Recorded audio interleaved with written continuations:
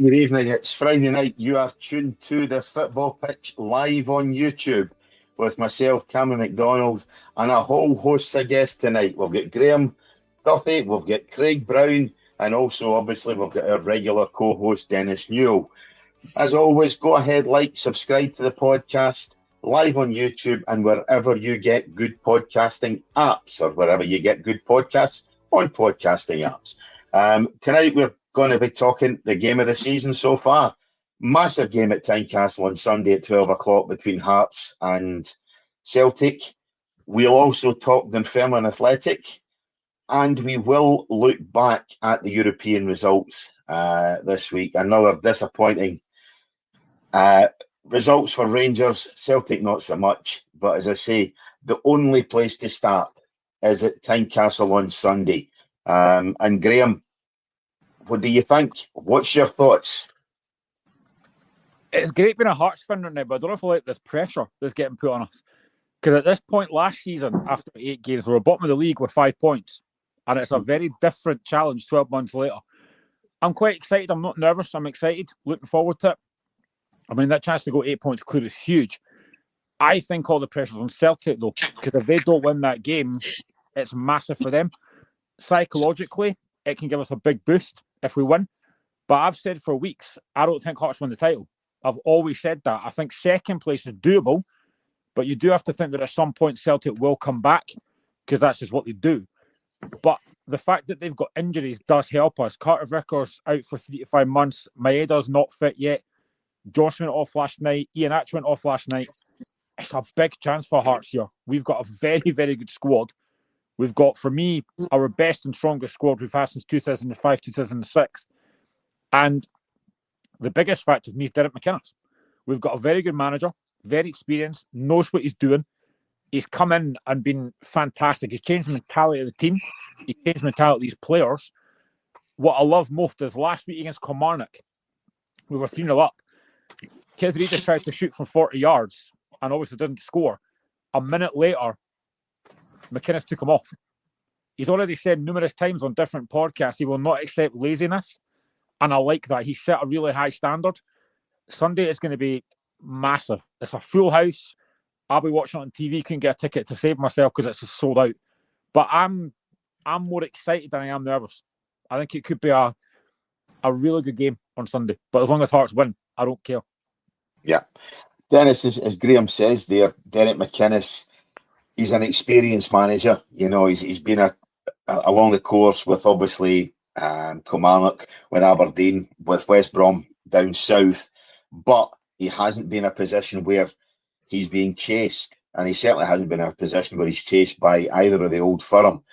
It's possibly the only thing that I can see is a fly in the ointment here, because Graham's right. Hearts are absolutely flying and they are playing decent football. When they don't play good football, they seem to know how to grind out a result. That's always a sign of a team that can be successful. Grinding out results, you need to do that, I would say, 50% of the season at least. I would change from last week when I made the statement that I felt Kilmarnock would beat Hearts, because sustainability at Tynecastle is something that Graham's already mentioned that last season at this time we were sitting here talking about the fact that they wouldn't be in the bottom, but you would never have thought at this stage they were going to be up at the top of the league. So my thoughts were, can they sustain this? And I thought the litmus test was last week, and they've proven to me they can. Now, Kilmarnock shot themselves in the foot with mistakes, but they'll all do that in the Premier League, including the big two. So for me, I'm not so much reversing it. I would tip at this moment in time that I can't see light at the end of the tunnel with the old firm.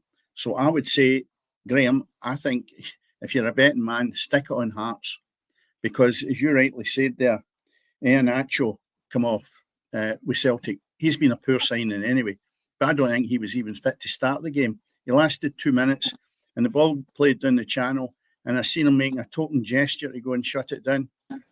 The ball went kicked up the park. Next minute he's lying down. So he was never fit to start that game. So whether it was a case he was on or whatever, he's out. It's no a loss. Kenny coming in, no great, but I don't think you've got a lot of challenges there. Then you look at the defence.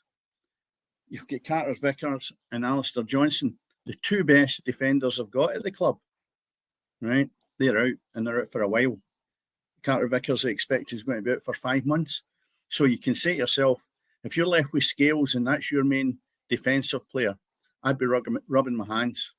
Now, Derek McInnes has done a great job because the whole infrastructure that he's arrived at is perfect for him.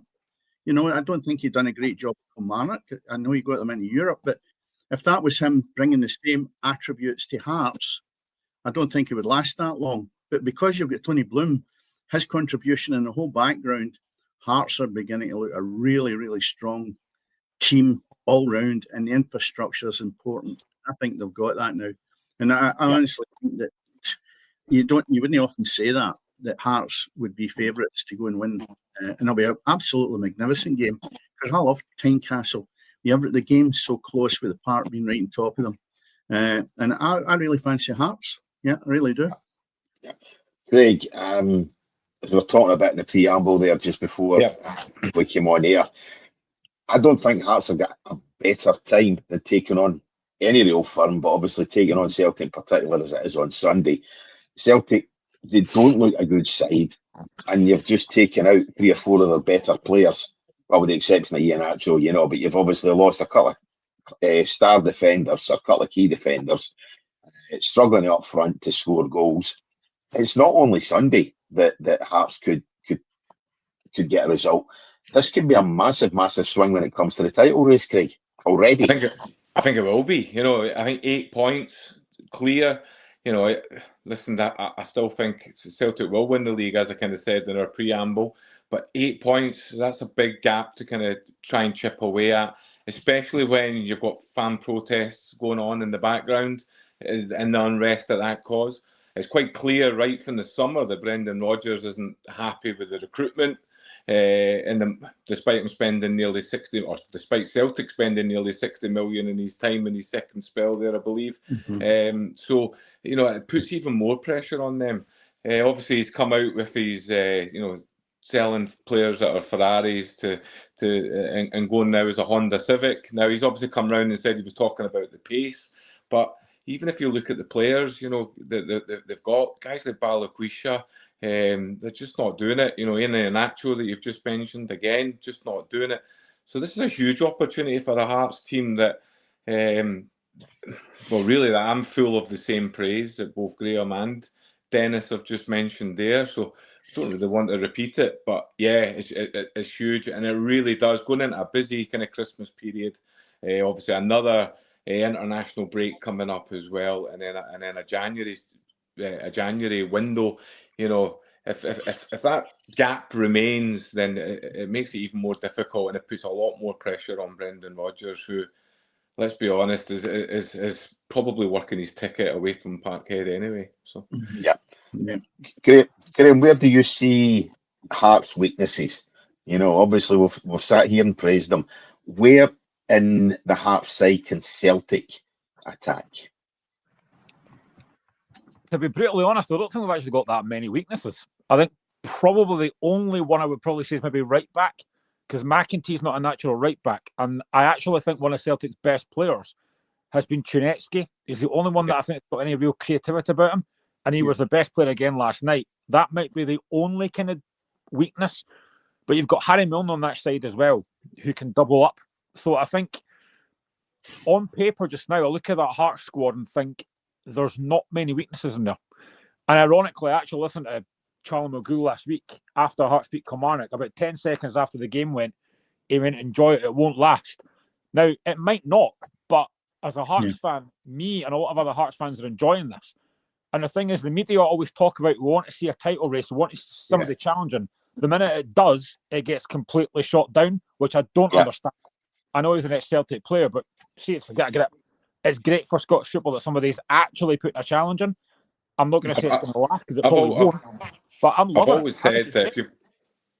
Sorry, Graham, you broke up there, but why I was butting in. But I've always said that if you have a strong Old Firm, which we've not got at the moment, but if you have a strong Old Firm, strong Hearts and the Hibs, and a strong Dundee United and Aberdeen, then Scottish football sells itself. You know, so I think you're right. We've moaned for years that nobody's laying a glove on the Old Firm, and all of a sudden we get it now. Well, don't write it off. Let's enjoy it and just see what can happen. Yeah. My only issue just now is on the odd occasions over the last few seasons, we've seen a Hearts side muster a challenge for maybe up to Christmas. We've seen it coming for Hibs. We saw it last season from Aberdeen. The only thing is that up until now, they haven't been able to maintain that challenge. Yeah. But Dennis, I think Hearts have got a strength of squad that can actually push them and have them challenging beyond Christmas, because I'm quite sure come Christmas with Tony Bloom's investment and obviously everything else that brings, Hearts are going to be positioned where they can financially not quite match Celtic, but they can certainly go into the transfer market in January if they're still in a position where they're challenging to match Celtic. I think that's the point I made right at the beginning. The test for me was to go and play Kilmarnock, because Stuart Kettlewell is doing well with Kilmarnock. Not exactly, what would you say, going to challenge for the league. But if you look at Kilmarnock, they're sitting in the 5th spot. That's not the worst in the world for Kilmarnock at this moment in time. And if you look at it with Stuart Kettlewell going in there, it's been refreshing. So the test last week, they've overcome it for me. And then look at who they've got, and you say, who's really going to lay a glove on them? The Old Firm are no real contenders at this moment in time because they're so bad. But like Old Firm, they will turn up and they'll play 90 minutes, play absolute garbage, and get the break of the ball and end up winning 1-0. That is because of their continued performance of playing at the highest level. They never give up. If Hearts can maintain that and grind it away, and they turn the corner and maybe get something out of it in the last minutes, that'd be perfect. But to be honest, who's going to beat Rangers in the rest of the league? They've got St Mirren after that game. They've got Dundee United. They've got Aberdeen. They've got Motherwell. And then they've got Kilmarnock again. Now, see that squad there that you've just seen without looking at the likes of Livingston and Falkirk? Who's going to beat Hearts? I can't see anyone at this moment in time having the quality that Hearts have got and the confidence. And that's a major part of it as well. Being confident at 10 minutes to 3, you know you're going out there to win a match. That's not always been the case at Tynecastle. And that's the belief that they've got at this moment in time. And you can see there's harmony in the dressing room with the manager. He's upbeat. He's almost like a pals act with the guys. That's the best thing you can have if they're performing for you. So I think really, really good position Hearts are in. And I think they're in a better position than, say, Aberdeen were last year when they had that magnificent run. I think there's a different quality there and a different mindset. And I'm maybe raving them at this moment in time, and I could get banana skin after the weekend. But because I wrote them off last week and say Kilmarnock would beat them, I'll take the custard pie and move on that they're really good. You said in the recruitment, Dennis, that and I think I said it as well during mass. But Celtic will outspend Hearts. They will, but are they necessarily going to be signing the same quality that Hearts are? At Jamestown Analytical, the company they're pulling out real good players, not just at Hearts, but they might not be spending the same sums of money that Celtic are, but they're bringing in quality. Guys like Braga and. I've left my notes on my laptop, which isn't working. But these guys could probably get a game for Celtic. And they're probably better than I think if you look at what Celtic's let go just for chasing money, and I've rattled my gums about it since he left, it's Kyogo. They've never replaced him. No. Maeda, who's injured, they've tried to get him as a centre forward. He's dipped big time, and because he's injured, it's no helping their cause either. The boy Kenny's with the left way. Now, Iheanacho was something that Brendan Rodgers had used that player before and raved about him and thought he was excellent. He's murder for Celtic, right? I think he was struggling the rest of the Premier League as well.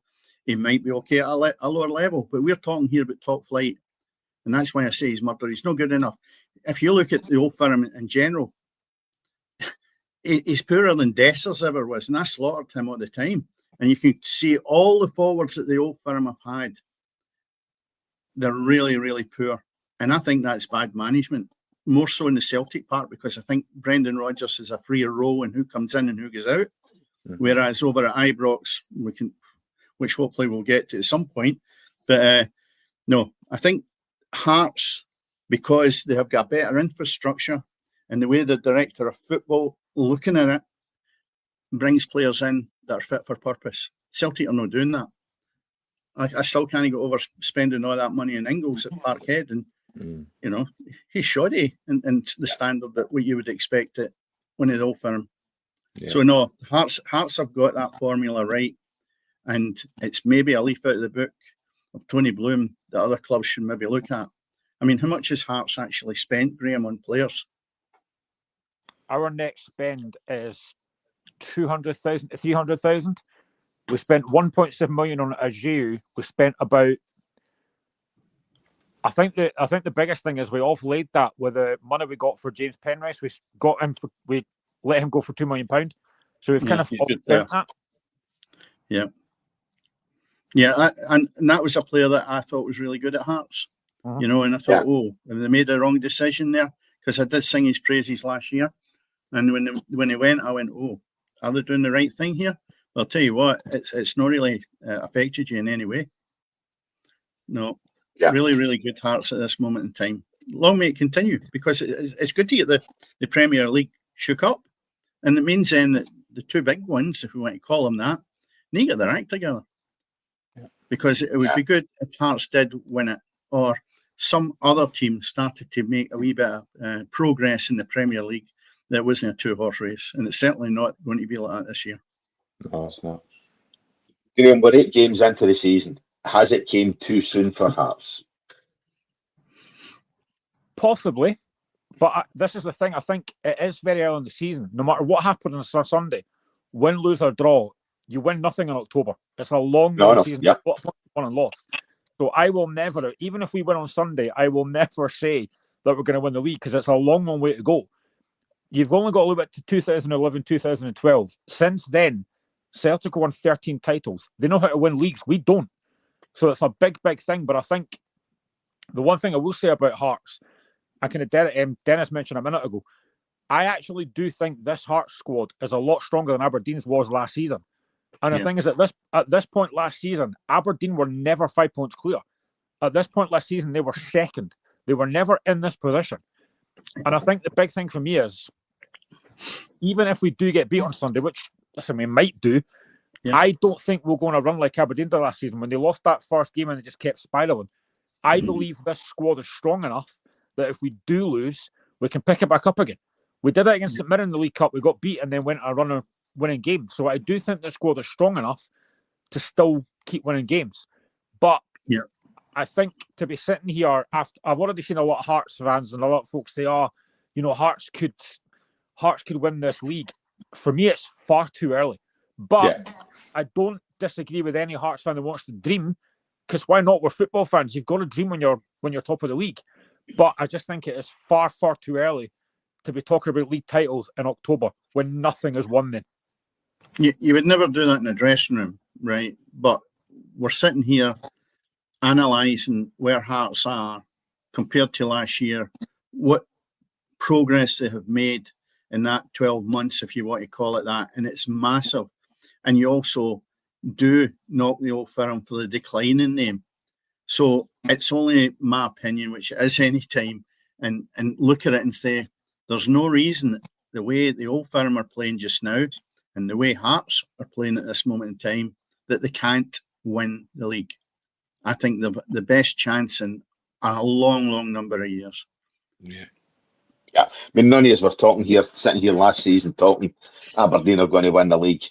They might put up a challenge, but none of us ever thought that was a possibility. It's a different kettle of fish this season. As remarkable as the improvement in Hearts has been over the last 12 months, the decline of the other two, particularly Celtic, I think, has been as dramatic, and that's the thing. It's a massive improvement in what's happening in Edinburgh, but in Glasgow, it's just going from one shambles to another, Craig. Yeah, no, it is, and and probably. It depends how you look at Scottish football, but I certainly think from a domestic league stage, it's given opportunities to other teams to come in and show what they can do. And I think that's quite exciting. You know, you spoke about Kilmarnock and the job that Kettlewell's done. You know, Robinson at St Mirren, a good win at Dundee United. You know, they're now showing what they're all about, and it's maybe more of a level playing field. So you can talk about standards and quality and all these different things, but ultimately, I think as football fans, we all want to see a tight league, and we all want to see, you know, young prospects coming through and all these kind of things. And I think we're getting that this season. Yeah. Rangers and Celtic fans, of course, are going to moan about the way their clubs have been run, but I think as Scottish football fans, I find it exciting, and I get to the stage now where I'm actually looking forward to. I know we're only 8 games in, but I'm looking forward to the weekends now and the stories and the drama that's going to come with it. Yeah, I mean, the one thing is, Graham, I'm saying there about a decline in the 2 Glasgow clubs. It's coincided, as I say, with the increase in fortunes at Hearts. If Hearts do go on to challenge, and if ultimately that does lead to a league title, nobody's going to sit in 4 or 5 years' time and put an asterisk against Celtic were shite or Rangers were garbage. You know, it's just going to go down in the records that Hearts won the league. And that's all you guys are interested in, is obviously Hearts fans. Mate, if we win the league, you'll not see me for about 5 months. I'll be too busy. Honestly, it would be incredible. Like, I've followed Hearts for a lot. I've followed Hearts since 1987, and I've never seen us win the league, obviously, because nobody else has. Nobody else has, that's it, yeah. Cups, like, but honestly, it would be the biggest moment in my life. Obviously, since my kids and that were born, it would be incredible on a football side of things, and it would be great to dream. Like, it would be fantastic to dream. And I keep talking about the fact that you mentioned it there. 12 months ago, all the talk was, could Hearts get relegated? The difference from then to now is incredible. Now, the recruitment for me has been fantastic. You're never going to get every signing right. But what Hearts have done this season in terms of recruitment, the likes of Kizarides, Braga, Stuart Findlay, who I think has been fantastic. Yeah. If you actually look at last week, 5 of the starting 11 last week were new signings. 6 of the players were players that were there last season. But their form has gone up as opposed to what it was last season. I think Cammy Devlin's raised his game this season. Craig Halkett, for me, when he's fit, is our best centre-back. Yeah. Lawrence Shanklin. For the last 3 seasons, we've relied on Lawrence Shanklin. That's not the case now. We've got other players to step up. We've scored 36 goals this season in 13 games in all competitions, which is incredible considering what it was last season. So honestly, the form that we're on just now is unbelievable. If we keep it going, fantastic. But honestly, I'm just loving life as a Hearts fan just now. Considering where it was last season, I was depressed pretty much every week. But honestly, if Hearts win this league, you'll no see me for dust. Yeah. Listen, we'll leave Liverpool aside. We'll no bother talking about them, Graham. Sorry to say, though. Sorry to say, I was around when Hearts won the league.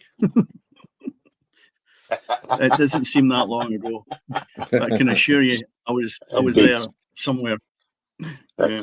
So, guys, expectations. Sorry, on you go, Dennis. Right. No, expectations for Sunday. Then, are we going to do a tip? Are we all taking Hearts to win? See if they don't, you probably wouldn't be surprised, you know, because at the end of the day. But I think they've got to be heavily backed. As I said before coming on tonight, you know, chatting to guys at work and just people I know, looking at social media, I don't, even Celtic fans aren't confident that they're going to go there. So, yeah, I think it'd be a mug not to be sticking a fiver on Hearts. Yeah. Dennis, I know you don't bet. No, but what I would say is I'll put myself out in the limb with this. I made a mess of it last week, right enough. But I think... Are you going to tip Celtic? I think they'll take a kicking. I think Hearts could easily win 3-1 because my fear is the lineup they're going to have and that defence. I don't know if Tierney's going to be available or whatever, but if you look at it, Scales is the only one. You've got Johnson, Carter-Vickers and Tierney potentially being out, and you're left with Scales, and you've then got to build a team around Scales. When, to be honest, you know, I went on and on about Scales not being Celtic level by any manner of means. And I'm actually looking through who the substitutes were in midweek, and I can't see. He'll put Trusty probably in there, but that's not a good mixture either. They're not a good fit together.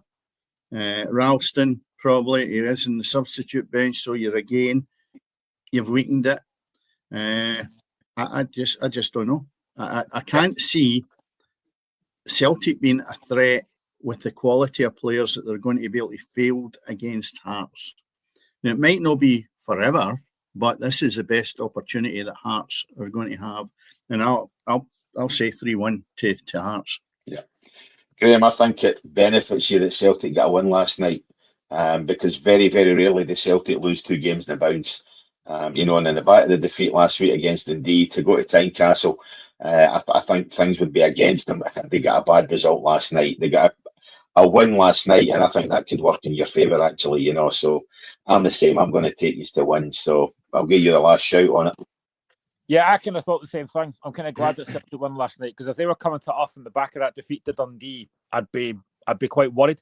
But I think the players that we've got, the quality we've got, I am going to back Hearts, because I look at that Celtic side and think, right, it'll probably be Austin Trusty partnering Scales. Then you've got either Ralston or Donovan at right back. I'd fancy Kizridis against any of them. And then you're looking at Johnny Kenny up front. And I've already said I think Craig Halkett-Finlay being great. I don't see Kenny getting much chance against them. So yeah, I'm probably going to say, I've said 2-1 Hearts. I'm going to stick with that. I think Hearts will win, but I think it'll be tighter than folk think it will be. Yeah, indeed. But the one thing we've got is we do have a side who look capable of certainly challenging. We can't even say the Old Firm, can we? It certainly look capable of challenging Celtic, So, yeah, irrespective of how it goes on Sunday, you're still going to be finishing October top of the league, which can only be a good thing. And I think that's great for Scottish football, and hopefully long may it continue. And I think every neutral out there, with the exception obviously maybe Hibs fans, will be shouting for you to get something against it, to push as long as you can, certainly to challenge the Old Firm. But we're going to stay in the East, and move on to Dunfermline, So, Craig, tomorrow you've got a long trip up to Dingwall, for a game against a very, very disappointing Ross County. You're sort of mid-table. Was that your expectations for the season, or were you thinking come start of the season that you'd have been expecting to challenge towards the top end and maybe push St Johnstone and Partick Thistle for a spot to challenge for the title? Well, I think really the key is patience, certainly from a Dunfermline perspective at the moment. Now, when you think back to the summer when Neil Lennon was announced as the permanent manager, we probably did expect, do you know what, we're going to go for it, we're going to spend loads of cash, we're going to sign more players like Wanyama, guys are going to want to come and play for them, we should be challenging for the league. However, the club have taken a totally different approach to that. We're going for youth, we're going for development, we're going for a project, we're doing all these different things. So I think when it became clear that was the mantle that we were going down, I think slow burner was the word that was kind of ringing around my head and what was posting on social media and various message boards and things. I think we will put in a challenge. However, I think it's going to be one of these seasons where it's going to be a bit of a slow burner, and that's the way that it seems to have developed. We're sitting in mid-table just now, which I think is probably fair.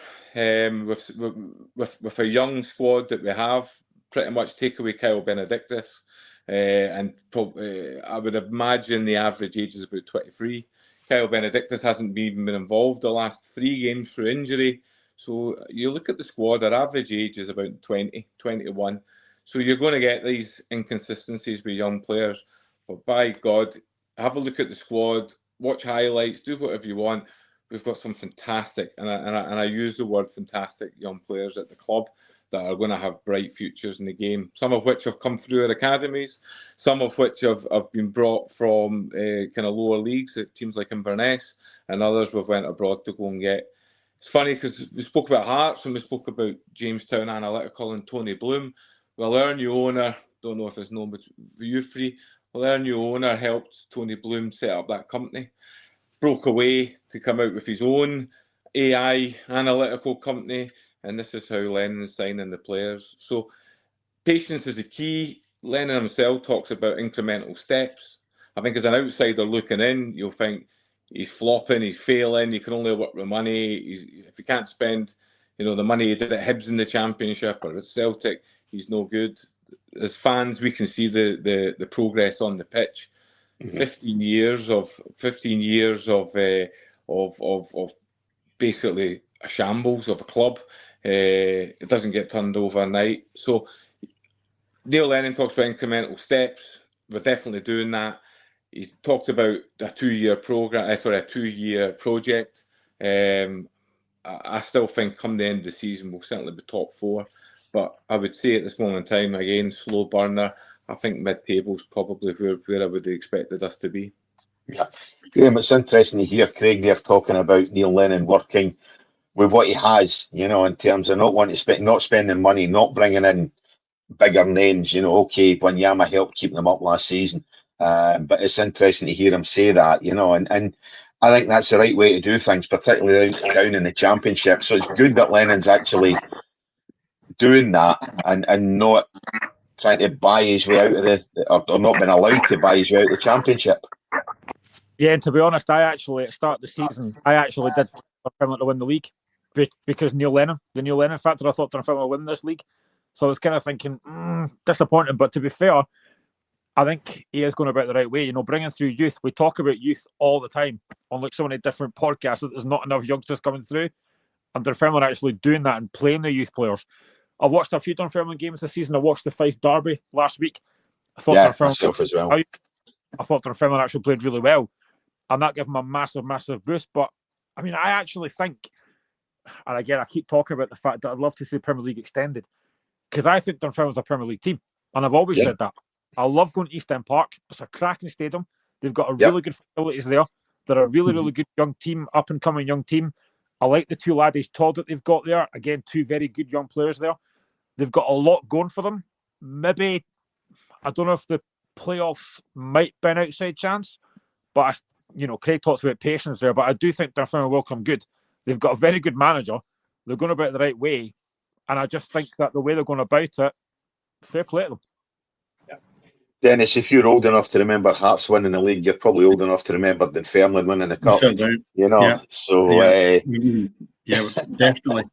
Well, seriously, I can remember that. Jock Steen and the day. Look, when I used to go and watch football, going to Dunfermline was the same as going to any of the big teams. The Hibs, the Hearts, the Aberdeens. Dunfermline was as big, if not even bigger than, say, the Dundee teams. And the stadium and the setup that they've got is absolutely brilliant. There is no question or doubt that they have got the infrastructure there. Now, the problem is how quick can they run?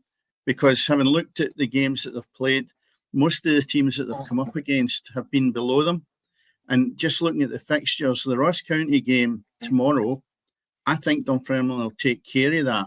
But then I look into the Friday the 31st, which is a good one to watch on the television, will be Ayr United playing Dunfermline, who I think Ayr have already beaten Dunfermline. And then when you look into the next game, after that, you've got St Johnstone. Now, they are the 2 mountains, I think, that Dunfermline have got to climb.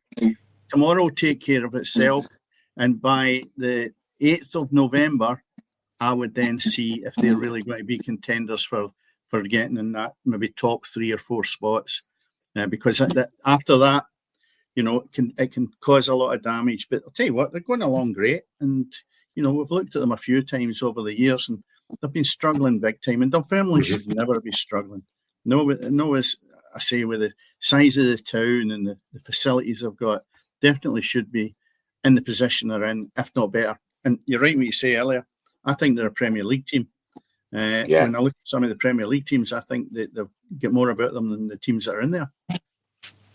Yeah, it brings us back to, I know obviously a few weeks ago we recorded an episode regarding league reconstruction. I think we all had internet problems that night, and Christ knows what happened, but obviously we weren't able to put that out.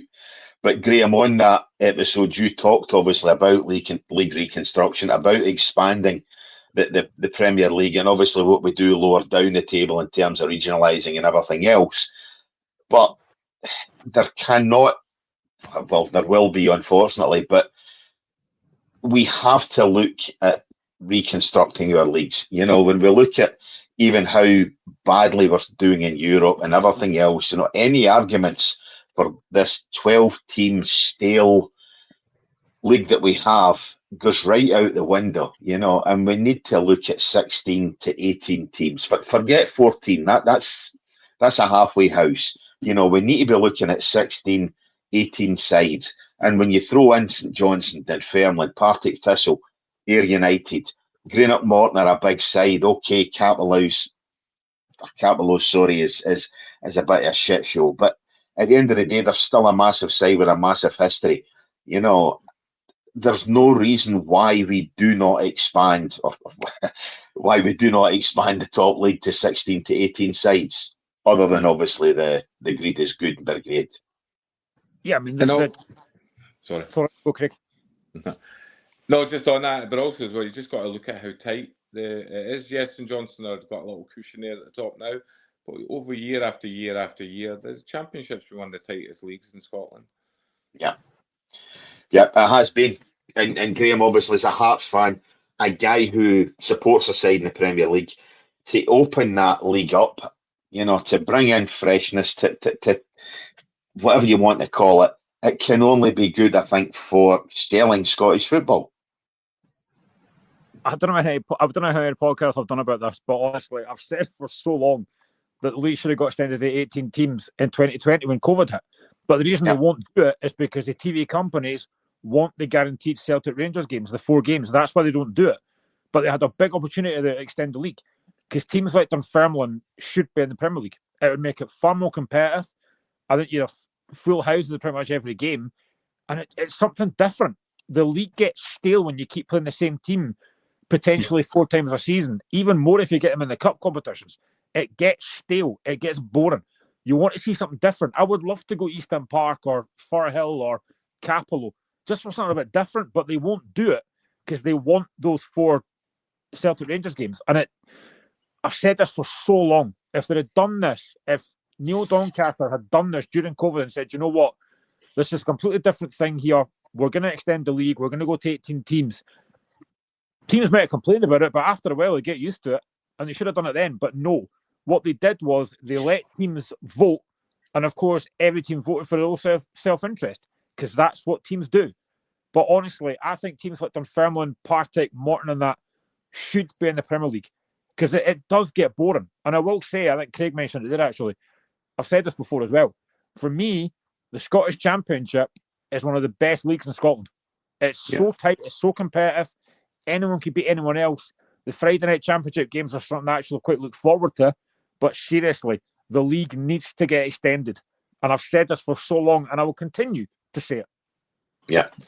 Dennis, it's right. The leagues out with the SPL or out with the Premier League are better value. They're more exciting. They go more to the wire. Whether the standard of football, I don't think there's even that great a standard that drop off in the standard of football. I was at Falkirk Dunfermline last season, thoroughly enjoyed it. I don't think that standard has dropped off. And other than this season where we've got Hearts mounting a challenge come towards the end of October, when you look at the Championship, you look at League One, you look at League Two, you don't get runaway winners. You know, it's open. Yeah, you're looking at maybe down the bottom of the table, there's sides cut adrift, but that's been the last couple of seasons due to financial irregularities. We don't have that. And I mean, even looking down at League Two, Edinburgh City have clawed their way back up from negative 15 points to now a bit of parity, you know. So we need to look at what we're doing lower down the leagues. You know, if we want our game to continue, if we want it to start to flourish again, Dennis, we need to do something lower down the leagues in terms of obviously the reconstruction, the expansion of the Premier League and changing what we've got down in League One and League Two as well. I think we could beat the drum about this until I'm under the ground because they've got dinosaurs running the game that don't do it for the supporters. Listen, I've seen it in directors as well at clubs. They have self-interest and there's where it ends. For the future of the game, it's like somebody picking up a piece of litter. They think, oh, it'll no matter, doesn't matter. Or looking after your carbon footprint or whatever. Okay, I don't care. I think football's a bit like that. They just don't care because they're in their own comfort zone. And you talk about the Premier League, as Graham says, self-interest, they're not going to vote for change. No. They're not going to vote for change. They're not going to go to Arbroath and think this is great, the Old Firm, are they? I mean, that's what you're up against. So I can see there is a reason behind it. But when I actually rhymed off the fixtures that Hearts have coming up, I'd rather been throwing St Johnstone, Thistle, Dunfermline into the ring, maybe Morton. That'd be great. I think that freshens up. That's what supporters are wanting to see, a freshness, rather than it being stale. And I'm not saying the fixtures that Hearts have got that rhymed off will be stale, but I just think it's everything else. A wee mixture, let it cleanse itself, see how it goes, and go back to the old system if it's not working. But for some unknown reason, the people that run football just don't seem to have the initiative. It really is quite sad. And I've rattled my gums about them before. And you're wasting your time almost, because they just don't want to change. And that's it.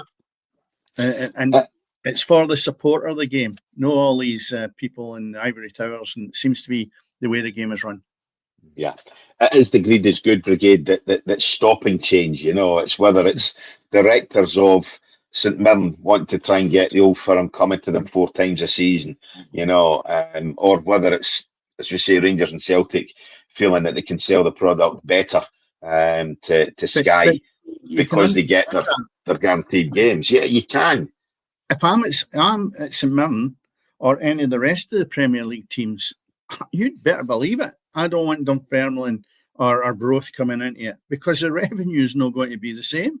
Mm-hmm. So there is the self-interest that you can defend, but you've got to look at the bigger picture and say, are the supporters being shortchanged, and is it good for the Scottish game going forward? I don't think it is. There's 4 of us here, and we all agree that something needs to freshen it up.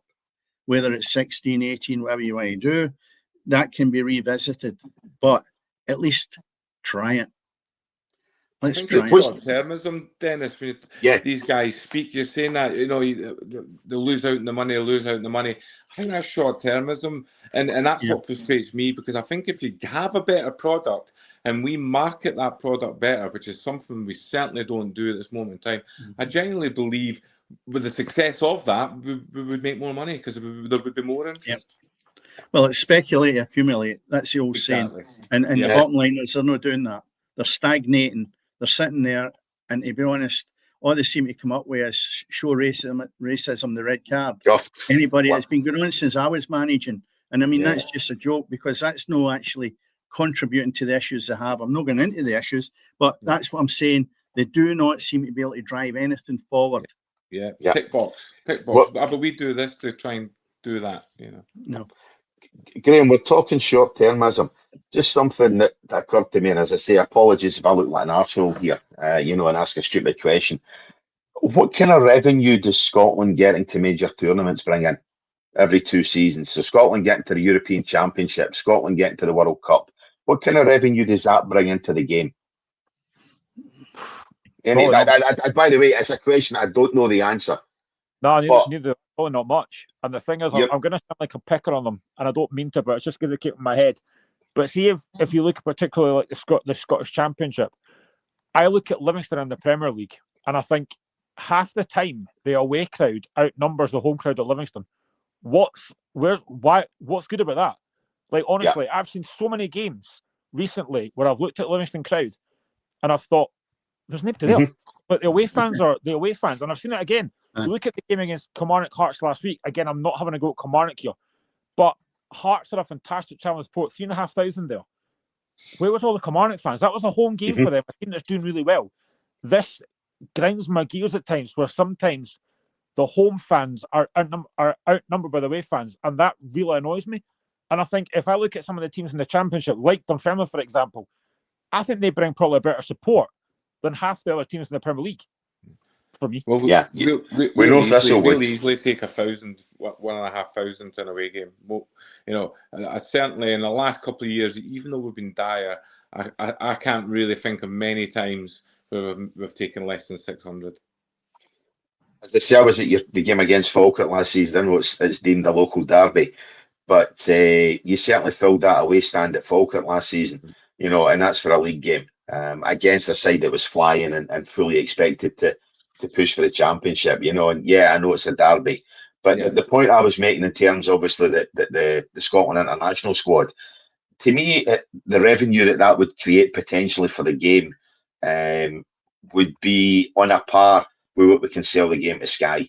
Every 2 seasons. And this short-termism is not only killing the game in terms of what it is to sell it to the TV companies and to sell it for spectators, it's also ruining the chances, I think, of the Scottish international side of progressing to major tournaments. We're all excited at the fact that Scotland international side could be looking at a World Cup qualification, if things go well in the next 2 games. But that's once in a blue moon. We don't do it regularly. And I think part of that is the fact that our league setup does absolutely nothing to promote our international side. But Cammy, it's all down to the fact of what Craig said there. It's a product. Now, if you look at it, for the World Cup, right, FIFA forecast around $8.9 billion in total revenue relating to FIFA's World Cup, with $3.92 billion from TV rights. We're lucky if we get £3.92 as against the quality that you're going to have in the World Cup. So, there's money there, but again, it doesn't get distributed. And sometimes I'm not going to go where SFA. I mean, we've got the Scottish ladies team. I'm not going to have a go at them, but when we're penny pinching, they're over in Morocco having a friendly tomorrow or tonight. And I know the under-23s were up and playing at Wraith Rovers yesterday against Sweden, because the Swedish team were in the hotel I was in yesterday working it. So there's a lot of revenue gets spent that doesn't get distributed to the men. And I think sometimes we should maybe hold back a wee bit. Yes, give the women what we feel is a requirement to go on and do well. But there seems an excess sometimes when I think we're looking at some of these teams in that championship, and some of them have not got 2 pennies to rub together, and they're surviving. Yeah. And it's the distribution, the wealth being distributed properly that I would like to see a bit more. And I've only picked up the women's game. That's no relevant to when you see the bigger picture. The bigger picture is there is money out there, and it's not been filtered down to where it should be, and that's into the championship or going out and getting revenue. And again, Craig, you're right. The product doesn't deserve it in a lot of ways. If you look at the European games, and you were looking at a sponsor to come in and sponsor the Old Firm on the back of the 2 games, you'd be like, you're having a laugh. Seriously. And that's the problem. So that's a product. The product's not helping the cause. But to improve the product, we've just suggested it. Why don't we get 6 of these teams for the championship and freshen it up, see if there's a wee bit more fresh blood goes into the game. I think as well, we get maybe more younger Scottish players being involved. That's the point I was making. Listen, give it 5 years. If it doesn't work, we can get back, but give it 5 years, try it. There's nothing to be gained for staying as it is, and why not give it a bash? Let's see, bring it in. Does it work? And if it doesn't work, well, hey, listen, nothing ventured, nothing gained. I would go beyond that, though. I go beyond it and say we need summer football. You've heard that one before. I've heard that one before as well. But anyway, sorry, Craig, I know we were going to talk Dunfermline. We sort of expanded it slightly. But let's move into Europe and let's look at the Champions League. We'll look at some of the results this week with a goal fest on Tuesday night. Barcelona scoring 6, Paris Saint-Germain scoring 7, Arsenal getting 4, Dortmund getting 4, even Newcastle a great 3-0 victory at St James's Park over Benfica. PSV Eindhoven, I don't know if any of you watched the highlights of that, but 6-2 victory over Napoli. So there's a lot of goals scored in that Champions League, and it's a product there that's marketing and selling itself. When we look at the games on Wednesday, Bayern 4-0 victors, Liverpool getting 5 in Germany, Chelsea beating Ajax 5. So some fantastic results there as well in the Champions League. And then we look at last night, Celtic won 2-1, Rangers losing 3-0. I'm going to ask you a question here. Rangers' first goal. Has anybody seen James Tavernier yet? Have they found him? You know, Well, because he was the definitely guy come posted on. missing at that first Yeah. goal. Well, I've listened to his press conferences or after the match, and he said he was absolutely raging because we were disgraceful and all the rest of it. And I felt like saying, "Whoa, you need to watch the game back, son, because I'm telling you, you were the bomb scare at the first goal." I couldn't believe, and Cammy, I touched on this last week or the week before that, about how the amount of years he's been at Ibrox and he still can't defend. Yeah. I don't know how many managers he's worked under, but he still can't defend. And it was proven last night. He's ball watching all over the place. And I'm thinking, you should be better than that. It's actually getting worse, his defensive qualities. Now, whether it's because he's run ragged and he's feeling he needs to control the whole pitch, I don't know. And I know he was really angry at it, but it was part of it was himself to blame for that. Yeah. But yeah, you're right when you say, where was he? I don't know if any of you guys seen the rest of the game, but you know, I watched the 2 matches. That was 3 years of my life. I'll never get back. My age, that's important. Yeah, I watched some highlights. You know, I was instructed by one of the guys I work with to watch the highlights, and as I say, it was just basically up to the first goal. I think by that time I'd had enough, you know. But every chance that Brand came forward, came down that left-hand side, Tavernier's, if he's not posted missing, he's marking a blade of grass round the penalty spot, you know, or he's stranded inside the 6-yard box. Dennis is right, his defending is getting worse and worse. And if that's the best Rangers can offer as captain and right back, by Christ, it's little wonder they're struggling down the bottom half of that Premier League. Yeah. I've always said that Tavernier can't defend. He's awful defensively. He's always been like that. Yeah. You know, but you know, you just need to look at the whole team though.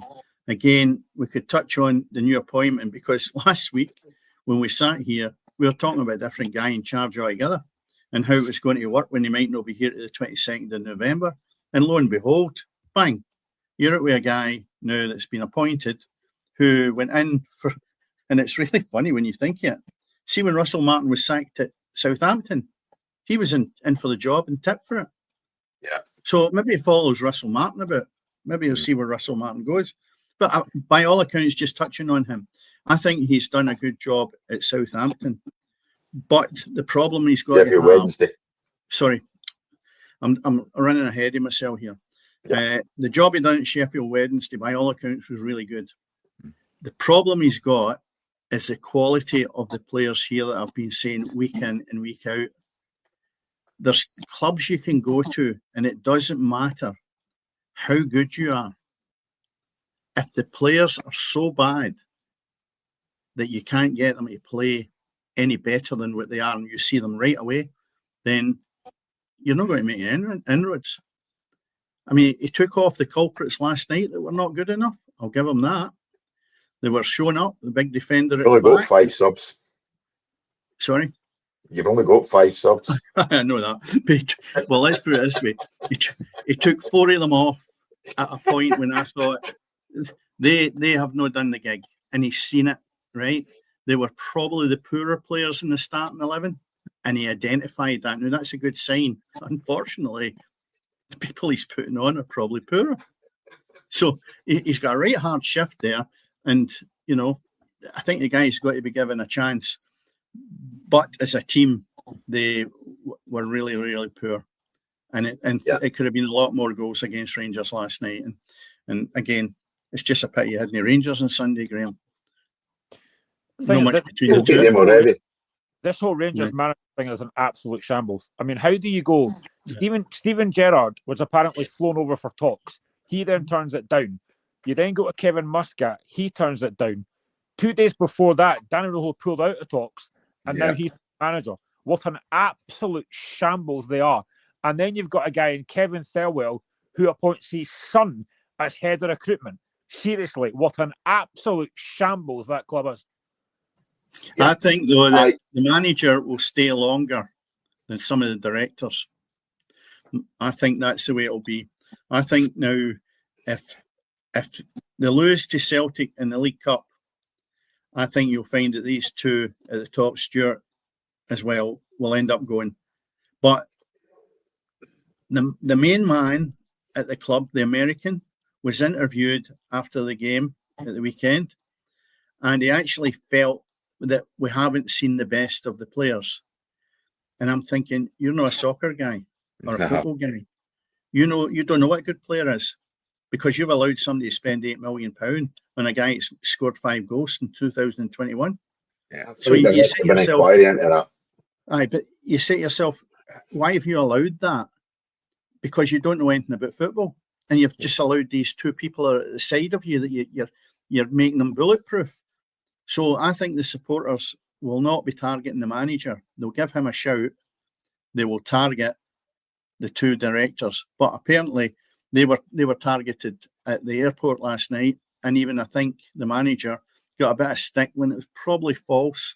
He went over to speak to the supporters after the game, and he got a wee bit of stick. Well, it's self-inflicted. You don't get near these guys till you start putting a mark in the sand here that you're going to do a job. So it's pretty poor at this moment in time, and I can't see it getting any better soon. Yeah. We talk about the recruitment at Celtic Park, and obviously, Graham's, how great the recruitment has been at Tynecastle. The recruitment at Rangers is nothing short of shambolic, and I don't think you can blame anybody other than the Thelwells, or certainly Kevin Thelwell for that recruitment. Why you can go and spend £8 million on a player who, Dennis, you could get 4 or 5 Dessers, or whatever. Dessers is 4 or 5 times the player. There's where I was going with that one. That he is. His goal scoring record is, to be fair, you, me, Craig, Graham, Tommy Ross, and whoever else has scored more goals than that boy has. Is just that there has to be some kind of inquiry into how Thelwell's been allowed to spend £8 million on that player. Some of the recruitment's been appalling, and you're right. There has to be questions asked behind the scenes as to what's gone dramatically wrong over a summer for Rangers Football Club. But it's going to take another. I don't know how much Rangers have spent, so I'll use the ballpark of 30 million. I don't know, but it's going to take another 29. Yeah. Is it 29? Well, that was quite a good guess. But it's going to take another 29, 30 million to turn it over again, because it's just, it's. But how much damage can be done until the window opens? That's the problem. It's not as if it's just round the corner. You've got a right few games that Rangers have. Season's a write-off. Yeah, the season's a write-off. But how far? What do you call a write-off, Cammy? Struggling for relegation, maybe playing against Dundee and Livingston down at the bottom of the league. Bottom six. That's the Rangers supporters won't put up with that, because they are very strong-minded, and they're very vocal. I don't even think Hearts supporters, as much as they love the club as much, would have the same effect if they were being served up the same rubbish, because Rangers is a massive club throughout the world, and these supporters just don't lie down to it. And that's where the problem's going to be between now and, say, as I say, the League Cup even. If he's not win games between now and then, I don't Graham, Rangers have done exactly what you did last season. In terms, obviously, Naismith gets sacked very early in the season. You brought in the guy, I forgot his name already. So have you brought in Critchley. You brought in Critchley. Rangers have obviously brought in Danny Roll.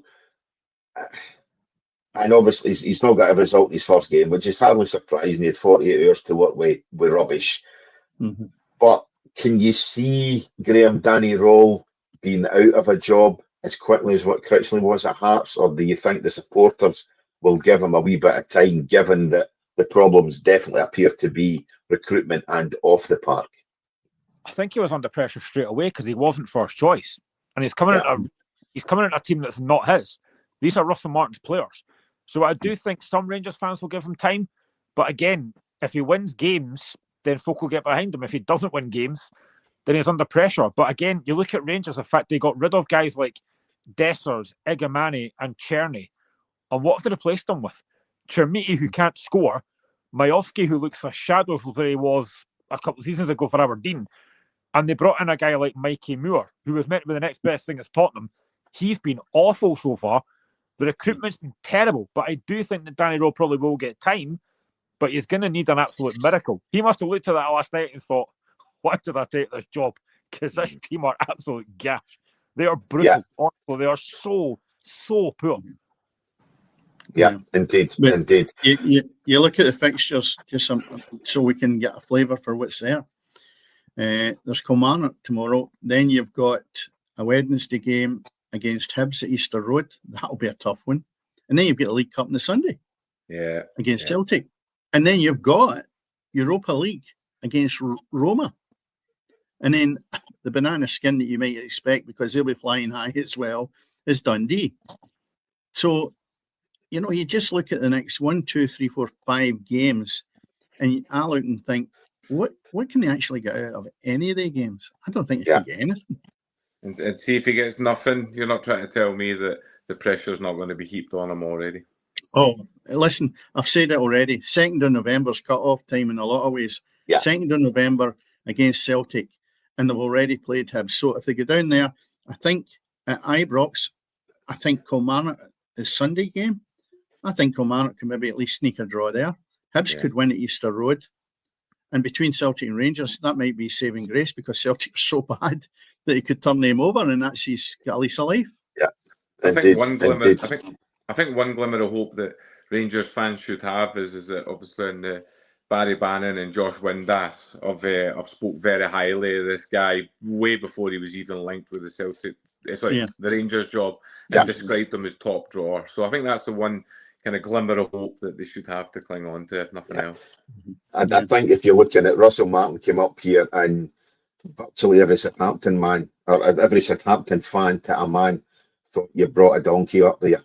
I think very many Sheffield Wednesday fans have spoken very highly of Danny Rowe, and most of them actually wish he'd stayed there. It was obviously, again, events off the park that led to him leaving Hillsborough, so. But see the point that takes it to the stage where the guy's obviously do a manager's job, because he's been at Sheffield Wednesday. He's tried to get the Southampton job. He's already tried and been knocked back for the Rangers job, and they ended up third choice or whatever. Right, so he's keen to get into management at a high level. But if he's not allowed to sign the players that he likes, he's not going to get any progression, because it's looking like Gerrard came and spoke to them. We'll never know at this moment in time. And I got the feeling that he was not going to have an open checkbook to go and bring in who he wanted. I think they're still looking at thinking, right, sporting director's there to make the choices, technical director, whatever else you want to call them, and they'll be doing the business. You're just a coach, go out and manage them. And that'll be a problem. If he's got that, he's on a hiding to none, because we've seen their qualities. Well, Graham, when you look at what you guys are doing, sporting directors, guys signing players for the manager or for the coach or whatever, it's working at Tynecastle. Who's to say that with the right appointments at Rangers or the right recruitment at Rangers, it can't work there? That's the problem, though. We've got our structure absolutely spot on. Yeah, I don't really think Rangers are going to do that. They seem like an absolute basket case just now. And like I said, when you've got Kevin Thirlwell appointing his own son to recruitment, that speaks volumes for me.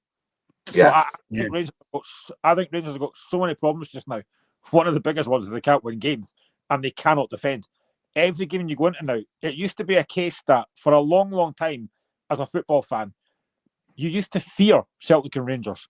That's gone this season. There is no fear against any of those teams. Yeah, 100%. 100%. Well, it remains to be seen, obviously, what's going to happen at both Old Firm clubs. Yeah. Sunday promises to be an absolute cracking game anyway at Tynecastle, but I think that's more to do with Hearts rather than obviously the opposition, and I think that's great for Scottish football. You have been listening tonight to the Football Pitch, as I say, live on YouTube. Go ahead, please give us some likes, give us a subscription. It does help us out enormously. Thanks very much, as always, to Dennis Newell. Dennis, we'll catch up again, obviously. We're here next week. Graham, it's always great to talk Hearts. It's always great to hear your views. And again, the discussion on league reconstruction. Apologies, Craig, it overshadowed a wee bit of Dunfermline, you know, but hey, listen, I'm quite sure it's something you agree with as well.